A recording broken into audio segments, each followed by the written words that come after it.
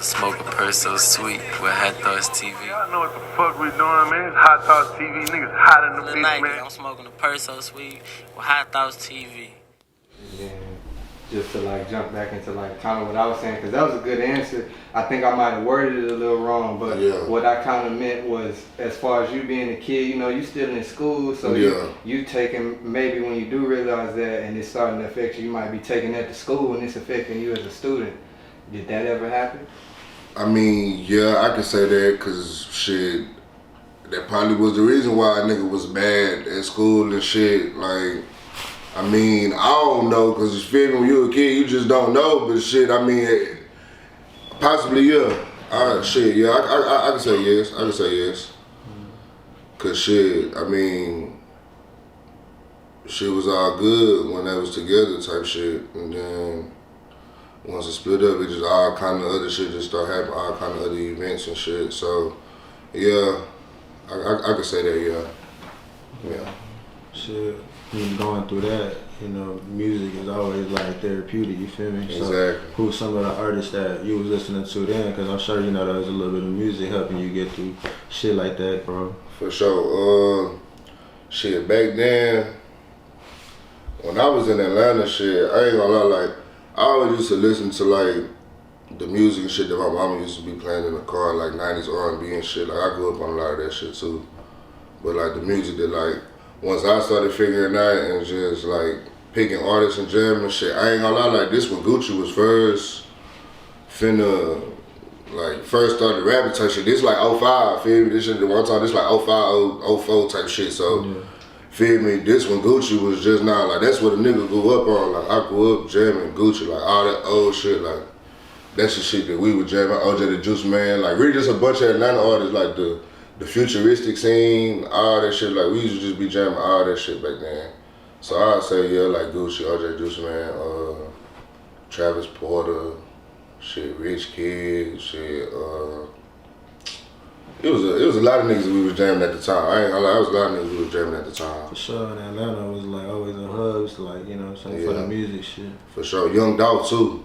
A lot of niggas like, we was jamming Dolph, but Welcome to Dolph World, like before all this new shit, like feel me, nigga, we been jamming Dolph like in the A2, so. So when did you decide, you know, I'm gonna take a step into this music lane and see what I can do? See, the thing about it is too, alright, bro, my daddy. And my daddy really was a rapper like back in the day, like feel me, he from New York though, like feel my daddy and my mama, they from New York. They just ended up moving to Atlanta type shit before they had me. So like he was like a little rapper and shit in New York and shit. He had a song on the radio and everything type shit, but with my pops, like he was a big fan of music, like that nigga literally like collected music, like, and he listened to all different genres of music and shit too, feel me? So like, I always used to write little raps. Like I probably wrote my first rap when I was like 4 years old type of shit.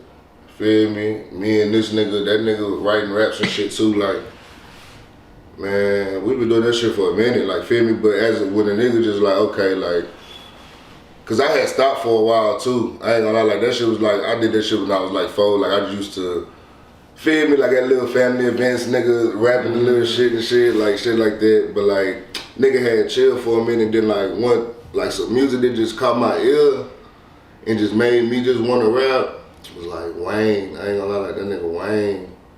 I grew up on a lot of Lil Wayne too. A lot of Lil Wayne, so like Wayne and Gucci, like, I'll say like, probably like 12 years old, like 11, 12 years old. 11, 12 years old, that's when I really just realized like, okay, like, I really want to do this shit. Like I done listened to some music, and then gave me a few ideas and shit. Now I need to see what I can do myself type shit. How that shit sound. You take that step, you know, you already been writing, you already been fucking with it a little bit, not just recording it. So that time you do go to, whether it's in an in-home studio or actual studio, what's that like? What that first time was like for you? Shit, I mean, I've been practicing all that time, just doing little shit. And then like, feel me, like I'll just spit little raps and shit too, like even like back in the school, you know, like everybody be freestyling and shit, like feel me, just fucking around and shit. But that's what I'm saying, nigga was doing that shit. Then when I just got in the booth, I mean,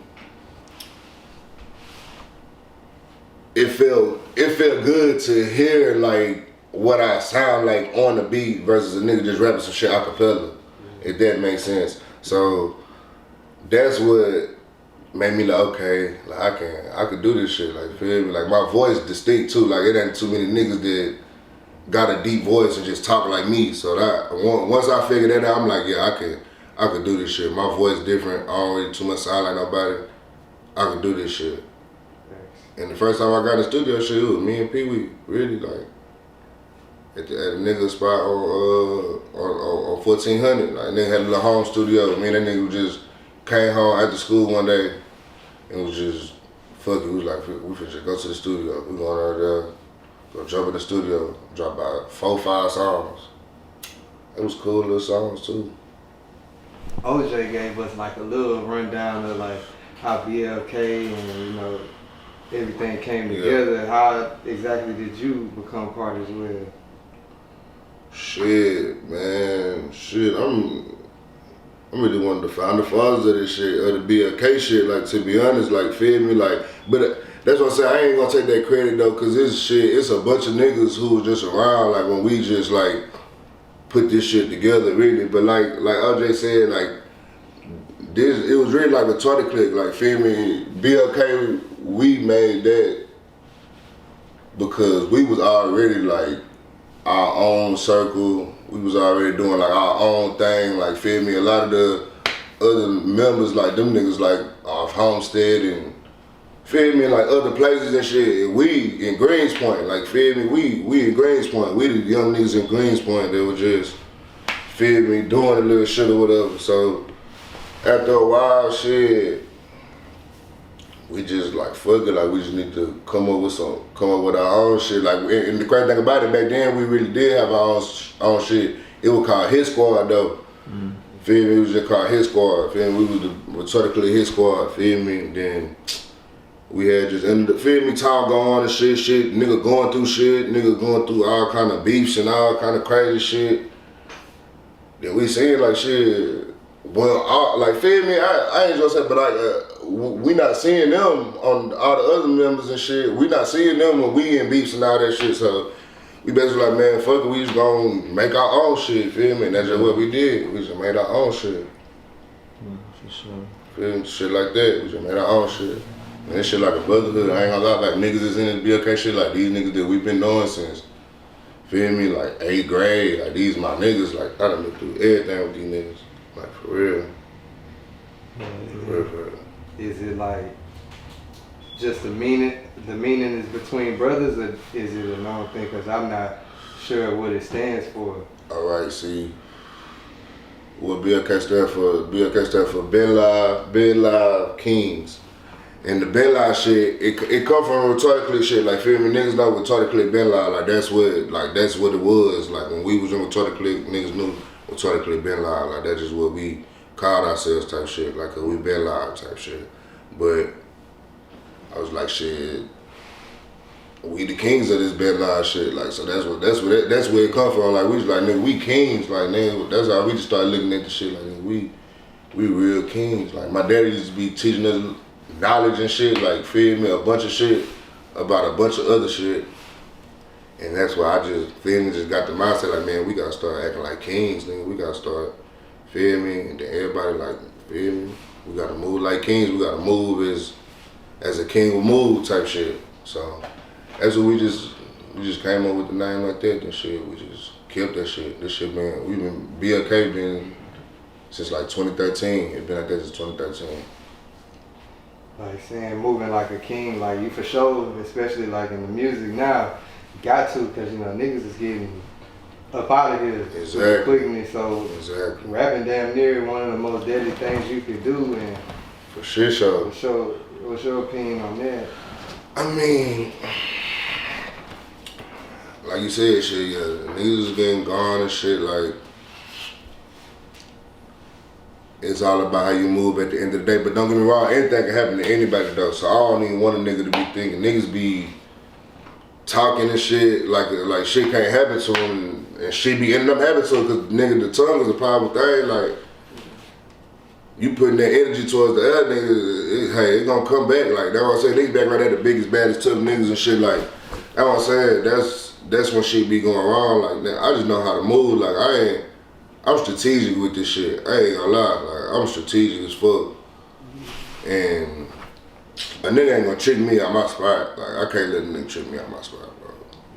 Like for real, bro. A nigga really got shit to lose out here. Like, but then it's just like I've been dealing with this shit since I was like 12 years old, bro. Like no bullshit. I'm finna be 24 in 4 days, bro. Like I caught my first case at 12, like no cap, like JJC, like I've been dealing with this shit my whole life. I don't care about this shit like that no more, to be honest. Like, I don't give a fuck about this shit. A nigga trying to get rich, like no bullshit. Like that's the only thing that's on my mind, but I know how to play shit accordingly. Like I know when it's time to get gangster. I know when it's time to get gangster, like feel me? And I know when it's time to chill and focus on shit that I need to be focusing on type shit. But like I said, I can't let no nigga trick me on my spot. But anything can happen to anybody, shit. But with me, I'ma just keep my people around me. Like a lot of niggas don't be having partners and shit because they be getting money, falling out with their partners and shit. Ain't got the right people around them, feel me? Like we ain't gonna let that shit happen with us. Like I'ma for sure keep my people with me, like at all times. Like my niggas gonna be with me wherever I go. I don't give a fuck where I'm at. I'll be in Canada, them niggas gonna be with me.